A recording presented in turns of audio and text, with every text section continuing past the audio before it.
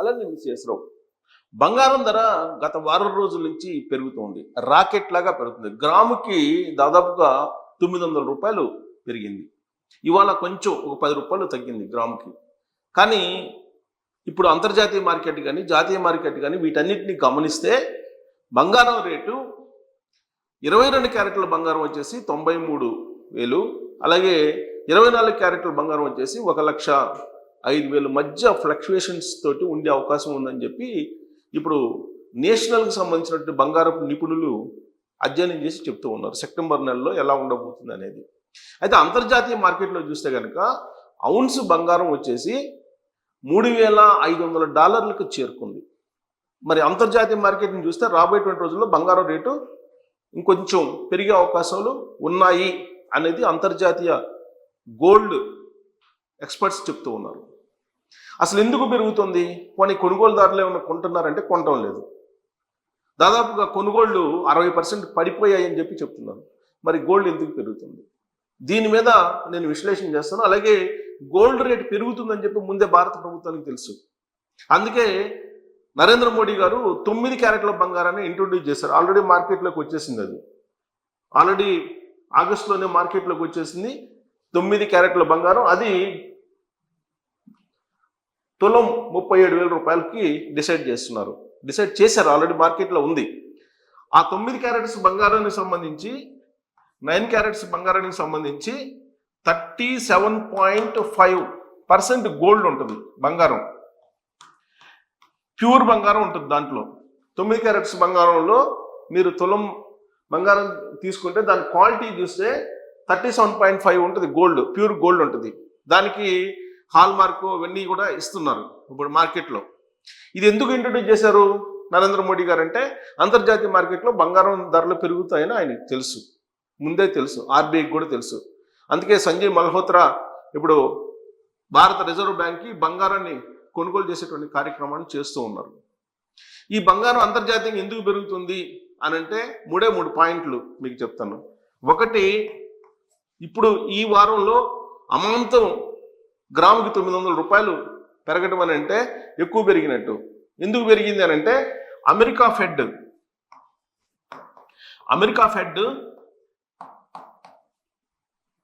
ఈ వడ్డీ రేట్లని తగ్గిస్తుంది అని చెప్పి చెప్తున్నారు అంతర్జాతీయ ఆర్థిక నిపుణులు. ఈ వడ్డీ రేట్లు తగ్గిస్తున్నారు అని చెప్పి.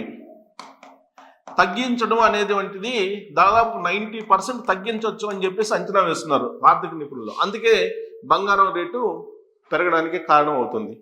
ఇక 2, అమెరికాలో ద్రవ్యోల్బణం.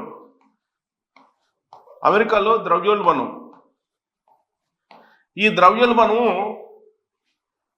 గత ఏడాది కంటే గత ఏడాది 3.4% అంటే ఈసారి అది 4.5%కి వెళ్ళే అవకాశం ఉందని అంటున్నారు.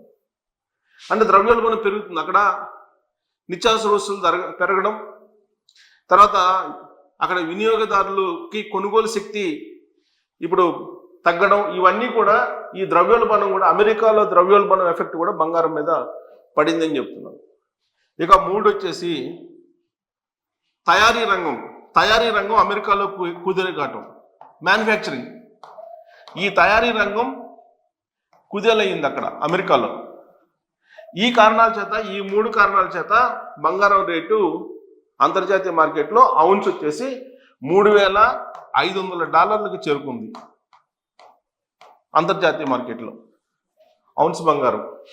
దాని ఎఫెక్టే ఇప్పుడు మొత్తం ప్రపంచం మొత్తం మీద పడుతుంది, ప్రపంచం మొత్తం బంగారం మీద. మరి దీనికి కారణం ఏంటి? అమెరికా ఫెడ్ అంటే మనకి భారతదేశానికి ఆర్బీఐ లాంటిది. అమెరికా ఫెడ్ వడ్డీ రేట్లు తగ్గించేటువంటి పరిస్థితి ఎందుకు వస్తుంది అని అంటే అక్కడ ఉండేటువంటి జనాలు కొనుగోలు శక్తి తగ్గింది కాబట్టి తగ్గించేటువంటి ప్రయత్నం చేస్తున్నారు. ఈ తగ్గించడానికి కారణం ఏంటి?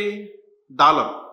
అంతర్జాతీయ మార్కెట్లో డాలర్ తోటి వాణిజ్యం చేయటం అనేది తగ్గిపోయింది. అందుకే డాలర్ బలహీనపడింది. మన రూపీ బలహీనపడింది. అట్ ద సేమ్ టైం అంతర్జాతీయ మార్కెట్లో డాలర్ కూడా బలహీనపడింది. డాలర్ ఎంత బలహీనపడింది అంటే 9% బలహీనపడింది అని అంటున్నారు. 9% డాలర్ బలహీనపడింది అంతర్జాతీయ మార్కెట్లో. అందుకు ఫెడ్ వడ్డీ రేట్లు తగ్గించక తప్పనటువంటి పరిస్థితి. అందుకే ఇప్పుడు డాలర్ వాల్యూ తగ్గిపోతుంది కాబట్టి గోల్డ్ వాల్యూ ఇప్పుడు అంతర్జాతీయ మార్కెట్లో పెరగడానికి ఒక కారణం. ఇక రెండో కారణం ఏంటి? ప్రపంచవ్యాప్తంగా అనిశ్చిత పరిస్థితి నెలకొంది. ఇవాళకి కూడా యుద్ధాలు జరుగుతున్నటువంటి పరిస్థితి. అందుకే అంతర్జాతీయ స్థాయిలో ఇన్వెస్ట్మెంట్ ఎక్కడ చేయాలి అని ఇన్వెస్టర్స్ ఆలోచించినప్పుడు ద బెస్ట్ ఏంటంటే గోల్డ్ కొనుక్కోవటం అని చెప్పేసి అనుకుంటున్నారు. అందుకే గోల్డ్ కొంటున్నారు. అలాగే ఏ దేశానికి ఆ దేశము జాగ్రత్త పడుతుంది. సామాన్య ప్రజల కంటే కూడా దేశాలు జాగ్రత్త పడుతున్నాయి. ఎందుకు? డాలర్ వాల్యూ ఫ్లక్చువేషన్లో ఉంది, 9% అంతర్జాతీయ మార్కెట్లో తగ్గింది. కాబట్టి డాలర్ని నమ్ముకోవటం కన్నా బంగారం నమ్ముకోవటం మేలని చెప్పి అన్ని దేశాలు భావిస్తున్నాయి. అందుకే ఇప్పుడు జనం కంటే కూడా ఆయా దేశాల రిజర్వ్ బ్యాంక్స్ పోటీపడి కొనుగోలు చేస్తున్నాయి బంగారాన్ని. ఆ బంగారాన్ని అంతర్జాతీయ మార్కెట్లో కొనుగోలు చేయడంలో బాగా పోటీ పడినటువంటి దేశాలు ఒకటి చైనా, 2 రష్యా. ఈ 2 కంట్రీలు పోటీపడి కొనుగోలు చేస్తున్నాయి బంగారాన్ని. అంతర్జాతీయంగా ఉత్పత్తి అయ్యేటువంటి బంగారంలో మేజర్గా ఈ 2 దేశాలు కొనుగోలు చేస్తున్నాయి, నిల్వ చేస్తున్నాయి బంగారాన్ని. ఇక 3 భారతదేశం, భారత్ రిజర్వ్ బ్యాంక్ ఆర్బిఐ కూడా భారీగా బంగారాన్ని కొనుగోలు చేస్తూ ఉంది. కొన్ని టన్నులు, దాదాపు గత ఏడాది 700 పైగా టన్నులు కొనుగోలు చేసిందని చెప్పి మనకు ఇన్ఫర్మేషన్ ఉంది. సో కాబట్టి బంగారాన్ని కొనుగోలు చేయడానికి ప్రధానమైనటువంటి దేశాలు ఆర్థికంగా బలోపేతంగా ఉండేటువంటి చైనా దాదాపు 200 టన్నుల బంగారం కొందని చెప్పేసి ఈ ఏడాది ఆర్థిక సంవత్సరంలో గత ఏడాది నుంచి ఇప్పటి వరకు, యుద్ధం స్టార్ట్ అయినప్పటి నుంచి ఇప్పటి వరకు దాదాపు 200 టన్నులు కొనుగోలు చేస్తుందని చెప్పేసి అంచనా వేస్తున్నారు. అలాగే రష్యా, చైనా, భారతదేశం భారీగా కొనుగోలు చేస్తుంది. భారతదేశం కూడా దాదాపు భారతదేశం కూడా పోటీపడి కొనుగోలు చేస్తుంది. ఇది 200 కాదు, ఇది ఎక్కువగా ఈ ఆర్థిక సంవత్సరంలో కొనుగోలు చేసింది ఇది. సో భారతదేశం కూడా దాదాపు సంవత్సరానికి వచ్చేసి 700 టన్నుల వరకు కొనుగోలు చేస్తుందని చెప్పి అంచనా వేస్తున్నారు. సో కాబట్టి భారతదేశం ఈ మధ్యకాలంలో చేసినటువంటి ఒక అద్భుతమైనటువంటిది ఏంటంటే, యుద్ధం వస్తుంది, యుద్ధం వచ్చినప్పుడు ఖచ్చితంగా ద్రవ్యోల్బణం అదుపు తప్పుతుంది, అప్పుడు ధరలు పెరిగే అవకాశం ఉంది, రూపీ మరింత పతనం అయ్యే అవకాశం ఉంది అనేటువంటి ఉద్దేశంతో ముందు జాగ్రత్త చర్యగా నరేంద్ర మోడీ గారు, అలాగే ఆర్థిక శాఖ, ఆర్బీఐ ఇవన్నీ కూడా బంగారాన్ని కొనుగోలు చేసి పెట్టాయి. అందుకే ఫ్లక్చువేషన్స్ లైట్గా ఉన్నాయి. రూపీ బలహీనపడటం అనేది భారీగా ఏమీ పడిపోలేదు ఇప్పుడు ఉన్నటువంటి పరిస్థితుల్లో మిగతా కరెన్సీలతో పోల్చుకుంటే. అమెరికా డాలరే అంతర్జాతీయ మార్కెట్లో 9% దాని ట్రాన్సాక్షన్స్ తగ్గిపోయినాయి. దాని ఎఫెక్ట్ బంగారం మీద పడుతుంది. సో మరి బంగారం ఇలానే కంటిన్యూ అవుతుందా, ఇలానే పెరుగుతూ పోతుందా అని అంటే, అంతర్జాతీయ నిపుణులు అలాగే అంతర్జాతీయంగా ఉండేటువంటి ప్రముఖ సంస్థలు, రీసెర్చ్ సంస్థలు బంగారం మీద ఏం చెప్తున్నాయనంటే, ఎప్పుడైతే రష్యా యుక్రెయిన్ యుద్ధం ఆగిపోతుందో, అంతర్జాతీయంగా అంటే ప్రపంచవ్యాప్తంగా ఒక స్థిరమైనటువంటి వాతావరణం ఏర్పడుతుందో అప్పుడు బంగారం రేటు తగ్గుతూ వస్తుంది అని చెప్పి చెప్తూ ఉన్నారు. అంటే ఉక్రెయిన్ రష్యా యుద్ధం ఆగిపోయిన వెంటనే బంగారం రేటు తగ్గుముఖం పట్టేటువంటి అవకాశం ఉంది. రాబోయేటువంటి రోజుల్లో మీరు ఒకవేళ షార్ట్ టర్మ్లో కనుక ఇన్వెస్ట్ చేస్తే కొద్దిగా గొప్ప లాభపడచ్చు, కానీ లాంగ్ టర్మ్లో అయితే ఖచ్చితంగా నష్టపోతారు. లాంగ్ టర్మ్లో బంగారం రేటు తగ్గుతుందని చెప్పేసి అంతర్జాతీయ ఎక్స్పర్ట్స్ మెజారిటీ చెప్తూ ఉన్నారు. కానీ గత ఏడాది నుంచి బంగారం కొనుగోలు చేసినటువంటి బాగా లాభపడ్డారు. సహజంగా ఏదైనా బిజినెస్లో 15% లాభం వచ్చిందంటే బాగా లాభం వచ్చిందని చెప్పి ఫీల్ అవుతూ ఉంటారు. కానీ బంగారాన్ని కొనుగోలు చేసినటువంటి వాళ్ళకి 34.5% లాభాలు పొందారు. గత ఏడాది నుంచి లావాదేవీలు జరుగుతుంది. గత ఏడాది లాస్ట్ ఫైనాన్షియల్ ఇయర్ నుంచి బంగారం మీద ఇన్వెస్ట్మెంట్ చేసిన వాళ్ళు 34.5% లాభాలు పొందారని చెప్పేసి అంచనా వేస్తున్నారు. సో కాబట్టి ఇప్పటి వరకు అయితే బంగారం కొని లాభాలు పొందారు, కానీ ఇక రాబోయేటువంటి రోజుల్లో ఆ స్థాయి లాభాలు ఉండవు అని చెప్పి అంతర్జాతీయ నిపుణులు అంచనా వేస్తూ ఉన్నారు.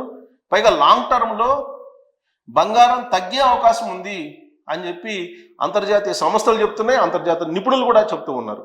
కాబట్టి బంగారాన్ని మీరు అత్యవసర పరిస్థితుల్లో ఏదైనా అవసరం మేరకు ఇప్పుడు కొనుక్కోవడం బెటరే, కానీ బట్ దాన్ని లాంగ్ రన్లో దాచిపెట్టుకోవాలి, దాని ద్వారా లాభపడాలి అనుకునే వాళ్ళకి మాత్రం ఇప్పుడు కొనడం మంచిది కాదు అని చెప్పి అంతర్జాతీయ నిపుణులు సూచిస్తూ ఉన్నారు.